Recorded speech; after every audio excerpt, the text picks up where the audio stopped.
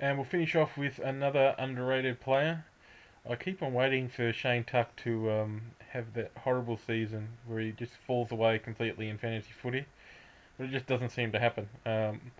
Might just be in his genes. Maybe he's going to be churning out 90 to 100 point games in Dream Team till he's 39, like his old man or something. I don't know, but yeah, Dream Team price is good.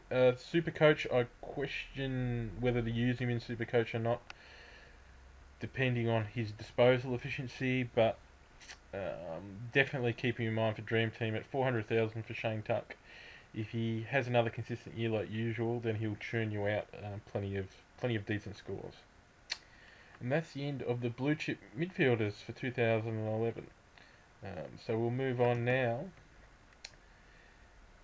to the mid-range midfielders for 2011. Scott Thompson is one of my favourites. Had a scratchy start to 2010, but at the back end of 2011 came good with some big scores. He's one of my favourites. He can get some gigantic scores when he's up and going, just through his contested possession rate and a pure quantity of disposals as well. So at 398,000 and 441,000, if you were to make up a midfield of Pendlebury, Murphy, and Thompson, I think you might be in for a big year. If you chuck in Dane Swan, if you can fit those four in, then I think that's going to be a really good midfield for the 2011 season.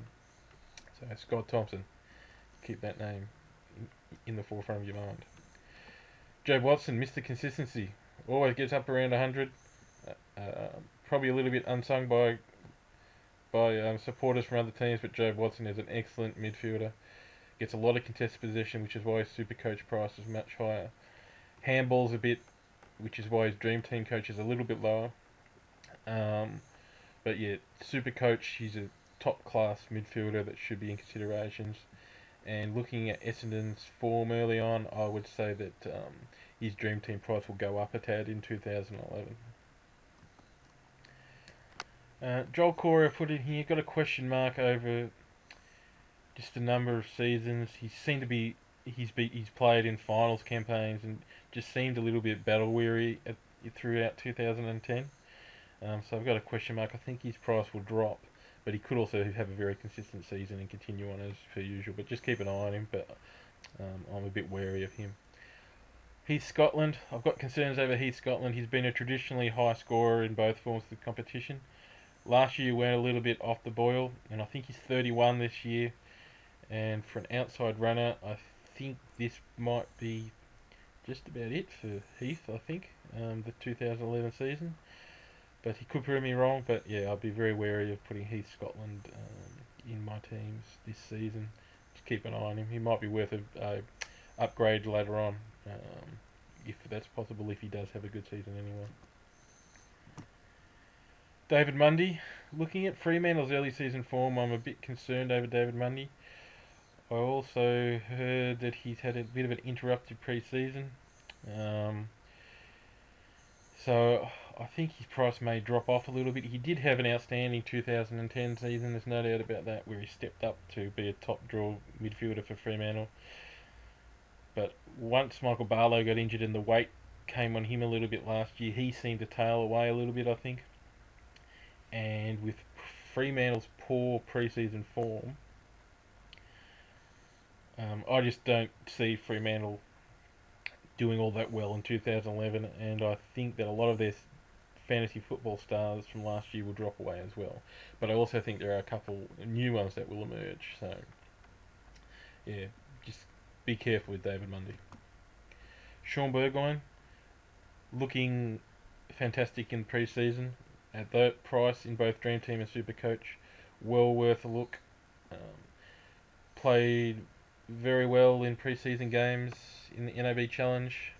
So, and played well against the Tigers this weekend just gone in Shepparton. So keep an eye on him. He could well be worth those prices you see there, and I think he could return a big return in spades in terms of profits for you.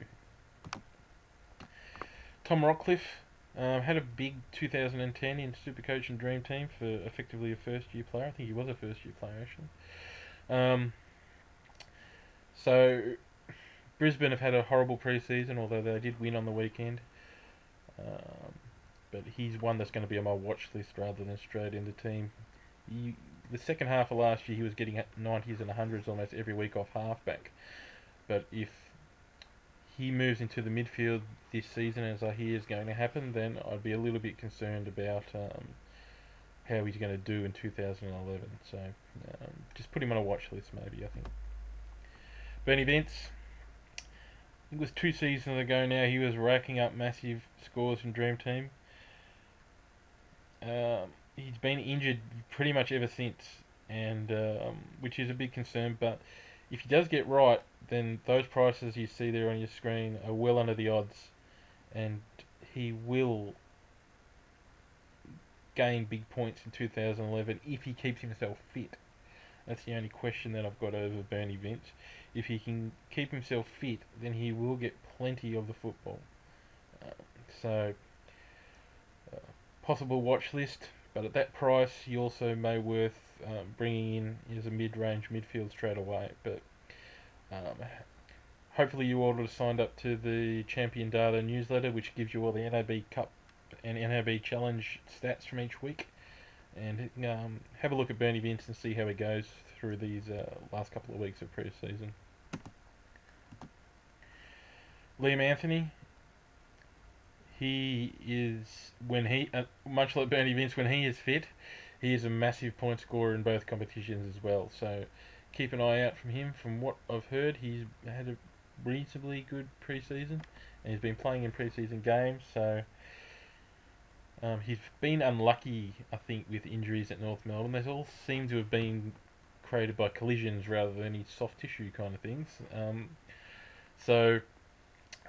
If he can get through this season and stay fit, his score will skyrocket. So keep him in mind in your teams.